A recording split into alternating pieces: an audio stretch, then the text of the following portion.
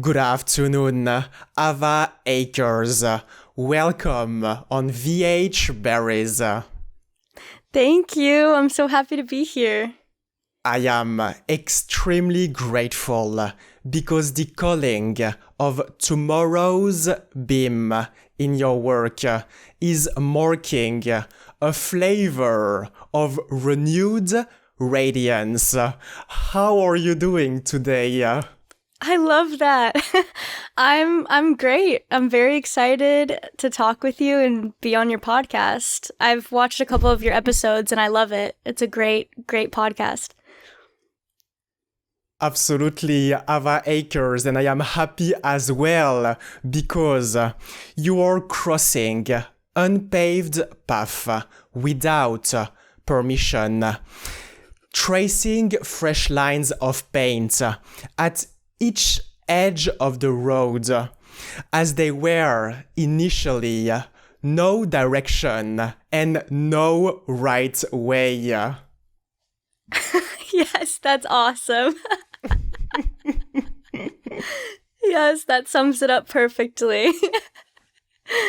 Yeah, No Right Way is my most recent feature film. And I co-star in it with Chelsea Bow, who wrote and directed and edited and co-produced the movie. So she wore all the hats. Absolutely. Chelsea Bow is wearing all the hats, and I would love to explore that feature film called No Right Way. That is 103 minutes long and inspired by true events. Can you tell us a little bit more about it? Yeah, for sure. As of maybe 2 weeks ago, it is available to watch on Apple TV and Amazon. So that was very exciting to happen because before 2 weeks ago, it was just on, we went through the festival run and we had screenings in LA at the Lemley Theater.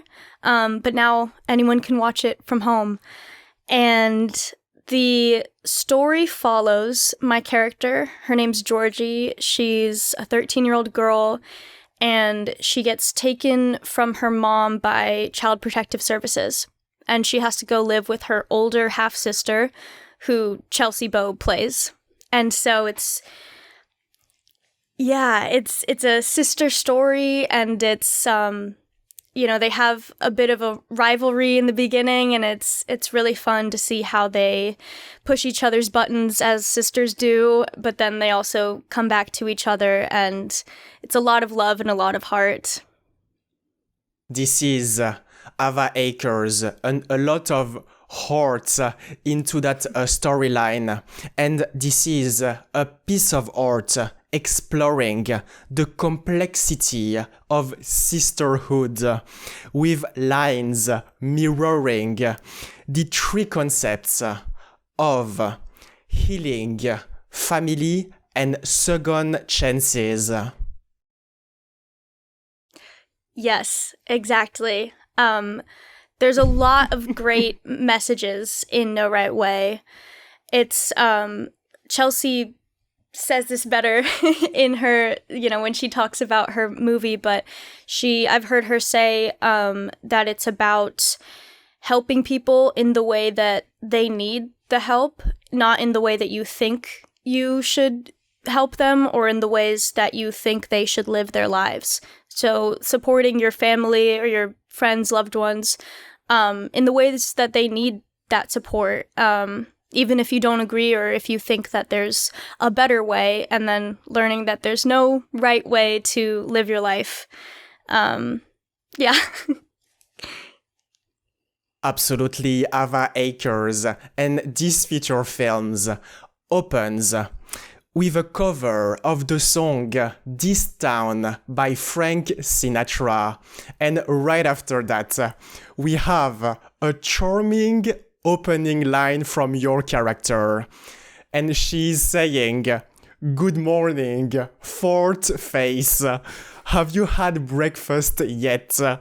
With later on a box of raisin but bran from the brand General Mills in your hands. Yeah, that dialogue is...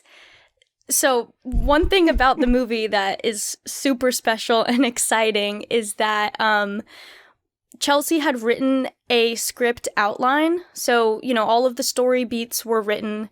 My AirPods are falling out. Hold on. There we go.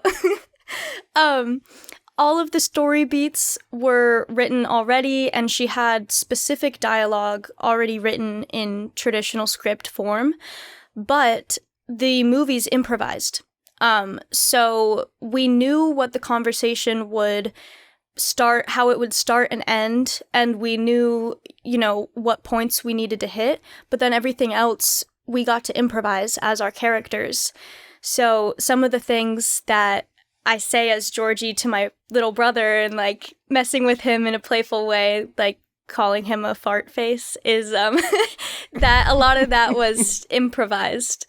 And I think, though, fart face specifically as a nickname was Chelsea's writing of it. So I needed to call him that, but then everything else that we say to each other is just us being our characters. Absolutely, Ava Acres.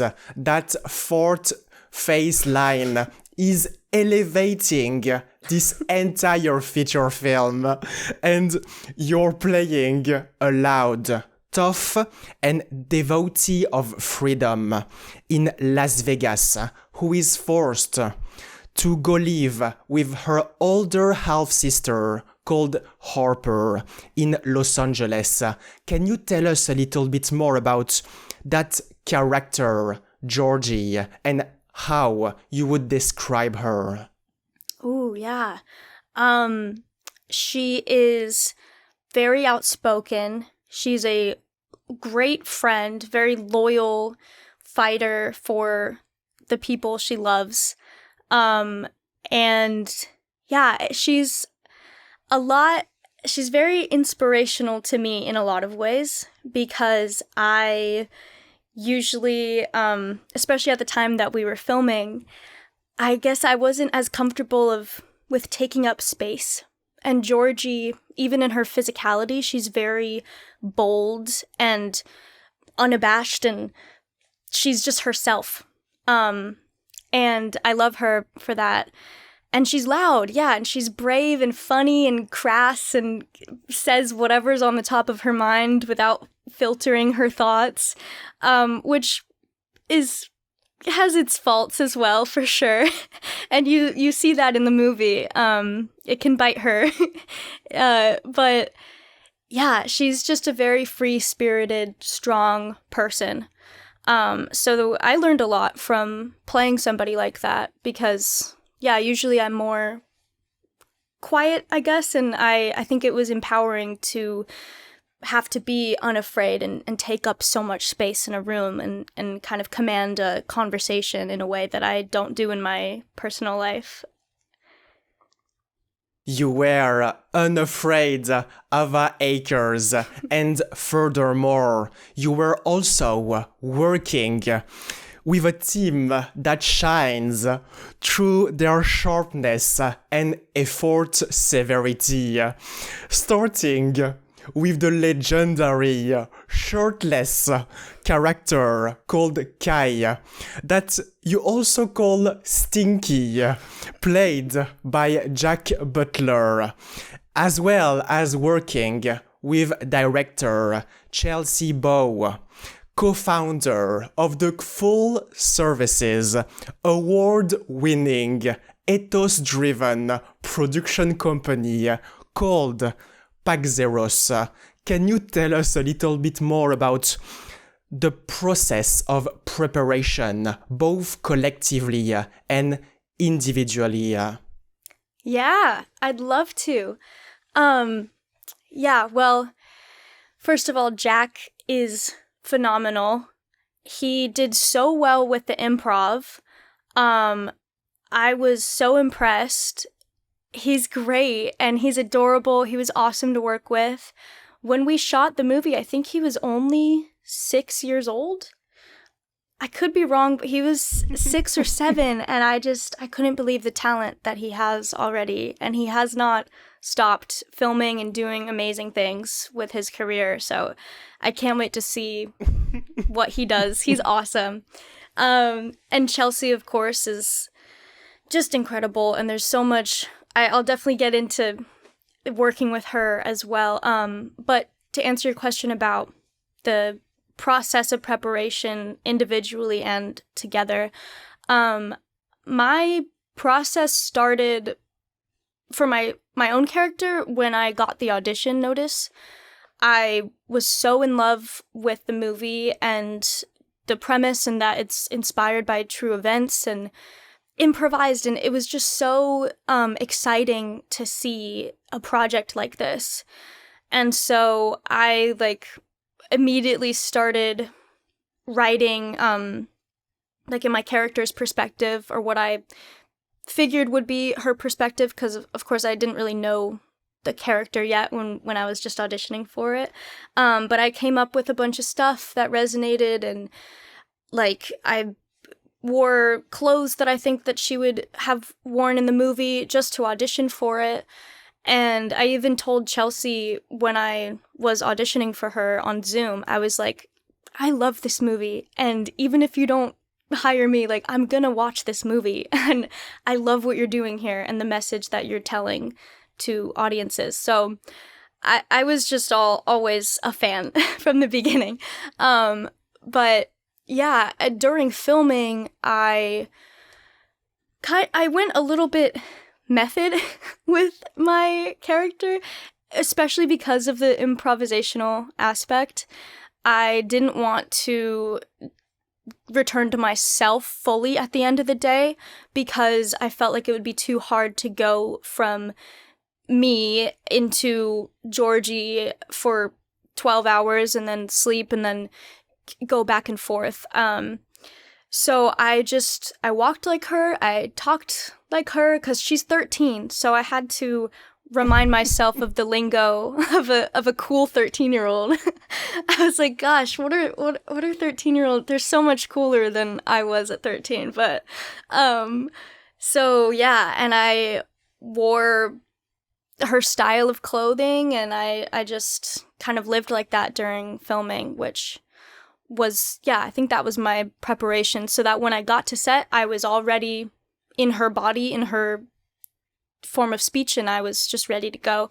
But together, Chelsea had a really cool way of navigating our scenes with everybody, because we have a pretty large cast. There were a lot of people that came together for this, so especially improvising with that many people. We did a couple rehearsals all together where we would kind of just workshop what we wanted to say, and we would, keep a mental note of the points that we needed to hit to go along with her script outline. And then we just, throw things out and try, and sometimes it landed, and sometimes it was we hit a dead end in conversation, and so we'd be like, okay, when we're shooting this, we're not going to say that, but when this was said, that was a good leeway into this other point. So it was extremely collaborative, so exciting. It was really fun, and I appreciated that Chelsea took so much time with her actors, and we got to we've all felt like we were equally a part of the creation of this dialogue, which is so cool. And I just, usually you get a script and you have to stay to the script and you just say what's written, which is amazing too. But yeah, it was just so new for me and I loved it. If I understood correctly, Ava Acres, you were trying to walk like your character called Georgie. And my favorite component of No Right Way is an object which is a four-wheels skateboard that is appearing on the feature film posters as well as in many scenes, and this is a symbol of motion, resistance, and fragile freedom. Because at high speeds, if the balance is lost, a fall is guaranteed. Yeah, that is a beautiful way to look at it. And I really think that that's so true to Georgie's experience, though, in this story. Because everything at this moment in her life is happening so fast. And it's, that rush of like, oh my gosh, is this all gonna fall apart? Because some things are already falling apart. And I skate in real life, so that skateboard is my personal skateboard, which was awesome too, because I got to have it in the movie, so that was great. But I totally see that, because a lot of skating is that adrenaline rush of one little pebble can make you fall flat on your face. And so it's like, yeah, I mean, you said it beautifully already, but yeah, that's a great metaphor for how she feels emotionally and what's going on, kind of rolling down a hill and like just trying to catch up and stay afloat. Moreover, Ava Acres, that skateboard, led you and the rest of the team to film in the abandoned Lake Dolores water park, located in the Mojave Desert, near Newberry Springs in California. Can you tell us a little bit more about working in that arid places? Yeah, I would love to talk about that day on set. It was quite the challenge. One of the days, it was 111 degrees outside Fahrenheit. I don't know what that would be for Celsius for anyone who does it that way, but hot, very, very hot. I was lucky because my character wore shorts practically the whole movie. So I was pretty okay, but it was insane. And Chelsea's husband, who also was a producer on the movie, and he's also in Paxeros, their production company. They have it together. So he was on set with us, every day. And when we were at that water park, he got heat stroke. And it was really bad. He was not okay. And so one of our friends who was on the crew brought a bunch of Gatorades up because we were on top of this hill. And the only way down was that giant flight of stairs that you see in the movie. So it was very physically demanding. And we were racing against the sunset as well to get that gorgeous final shot. That our DP Pete Soto is incredible, such a talented guy, and he made it happen. But it was that added stress of, okay, the sun's going down, we have a limited amount of time to get this perfect shot, and Sean is getting heat stroke and people are falling out, but we push through together. And yeah, I mean, that's the beauty of set. You come together and help each other and bring up Gatorade up 200 steps. Absolutely, Ava Acres. You were wearing a shirt thanks to costume designer Michaela Zabalerio, who also came up with that washed out dark gray day glow t-shirt. A word that make all sense when the song Run the World by the rock band and indie pop project Dayglow runs in the end. Yeah, the costumes were awesome. I think that costume design is so important as an actor because it makes you feel in the body of your character. It's like such a palpable, tangible way to be in the scene and in the story. So we had amazing costume designers and awesome wardrobe department. The Dayglow shirt specifically was sent to us from the band Dayglow. So it was crazy. And I was a fan of Dayglow like in high school before this movie. So my sister and I listened to Dayglow together. Like it was a big part of our high school soundtrack. So that was pretty epic. And I still have the shirt. They let me keep it. This was a full circle moment, Ava Acres, and by skating through those empty spaces and broken spaces, you are able to see through the light and make everything begin again. I like that transition. That was good.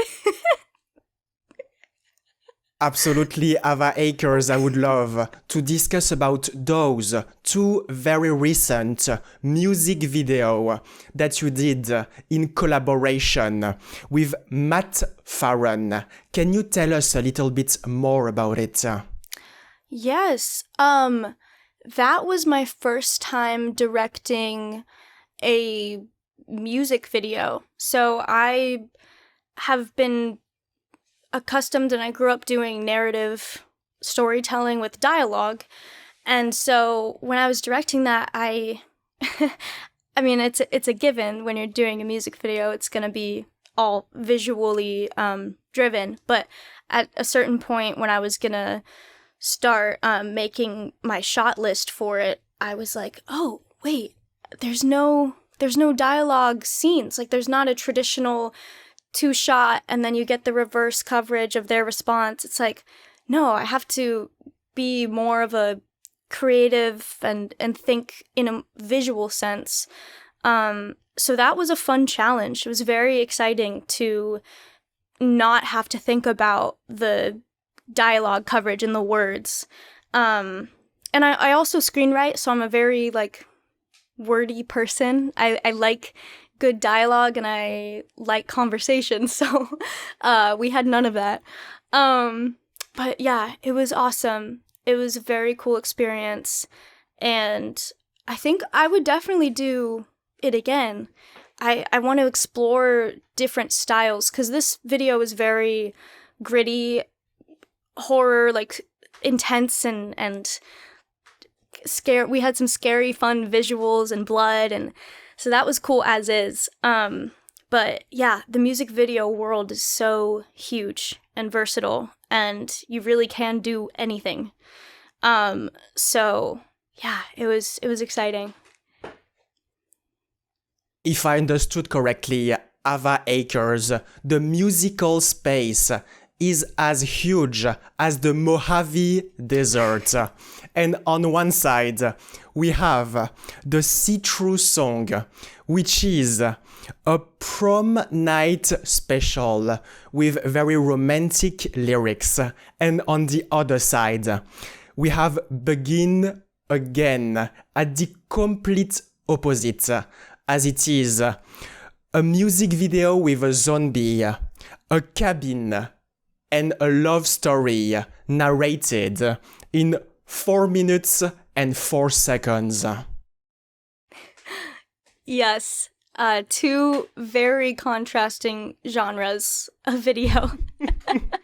But I mean, yeah, I feel like that summarizes what I like to do and find exciting about film in general, is that it really is just a huge well of different ways to express yourself and tell a story. And you get to explore different ideas and feelings and in different mediums too. Like I have talked to friends about this before, about how like film, to me, one of my favorite things about it is that it combines music, visuals, sound design, like costumes, just everything, different forms of art, they all meet in filmmaking. And I just find that so special. And even in post too, with special effects and all of this other stuff, it's like, it's such a huge world. So I just love being a part of it.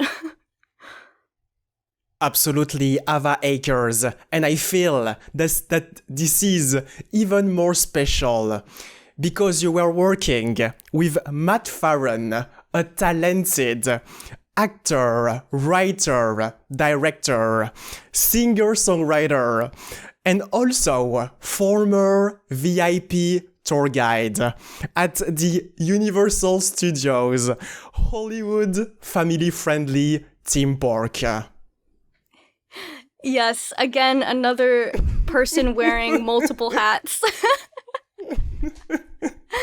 I feel like, it's so funny too that a lot of people that I work with and I'm friends with are like, they just do everything. It seems like it's insane and it's awesome. But yeah, I feel like that's part of being an artist too, is that you just want to like create.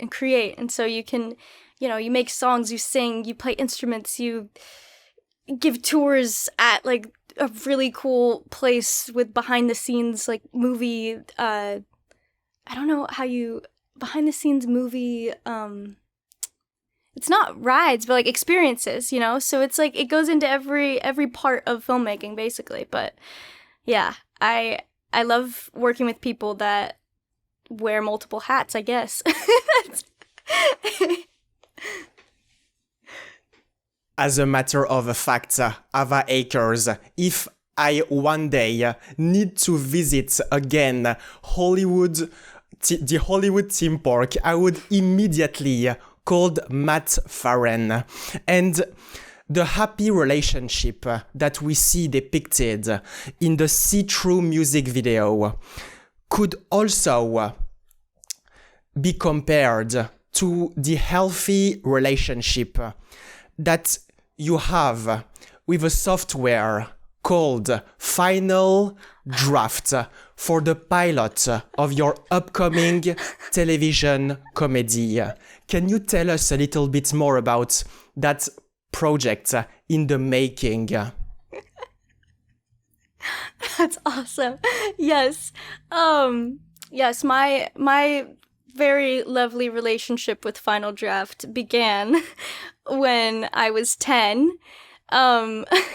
So my parents, for Christmas as a 10-year-old, I wanted Final Draft because when I was a little kid, I would like write in notebooks all the time. I'd make little books and little comics and stuff on paper. But I don't remember how. I think I saw it in a commercial or an ad for the software of Final Draft. And so I was like, oh, it's a thing that you can download on your computer and have it. So yeah, I asked my parents for it, and I had already been acting at that point. Because I started when I was 3, but I hadn't ever written a script before. And I told them that that's something I want to do. And they were like, yeah, of course, we'll get it for you for Christmas, and you need to learn how to type. So I learned how to type on my computer so that I could write in Final Draft. And yeah, I wrote a script when I was 10 that was like over 100 pages long. It was this insane, crazy story, and I haven't even gone back and read it. I think it would be really funny to go back and read that. But I was furiously typing that thing. But yeah, after that, I just haven't stopped writing. I love it so much. It's so much fun. And yeah, I wrote a comedy pilot script.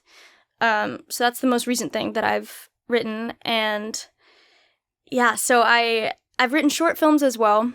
And then this comedy pilot script is my first time writing in a TV show episode format.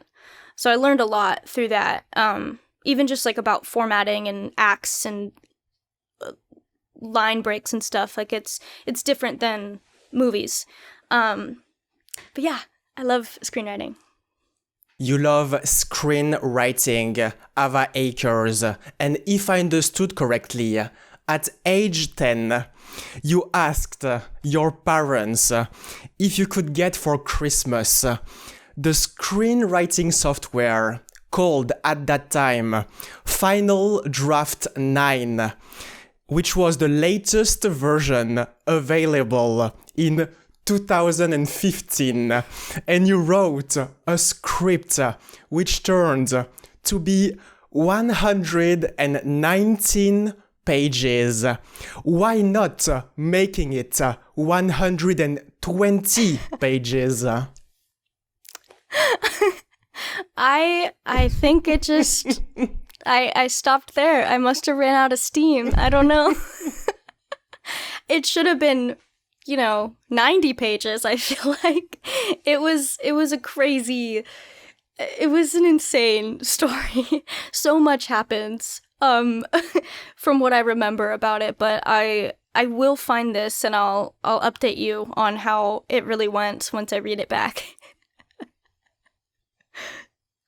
Absolutely, Ava Acres, and you're going to bring a directing style that is layered, abstract, but intentional, symbolic, but not soft, and with a sense of engineered strangeness. Can you tell us a little bit more about the plot and story of that upcoming comedy? Yes, I'd love to. It is a coming-of-age buddy comedy TV series, and like I said, I've written the pilot of it, and I actually got to film it. So I had directed it, co-produced, I co-starred in it with my sister, and Chelsea Bow from No Right Way edited the pilot. So yeah, it was awesome. I got to work with people that I've acted for in the past and then been like, hey, this time I get to be on the other side of the camera too. So that was really fun. But it's about two socially awkward sisters in high school who live in Burbank, and they set their minds on becoming hot during the summer before school starts back up again. In conclusion, I am looking forward to witness your upcoming work and words powered by the reliability of the Final Draft computer program, also available on mobile and synced through the cloud. Thank you very much, Ava Acres. Thank you so much. This was so much fun.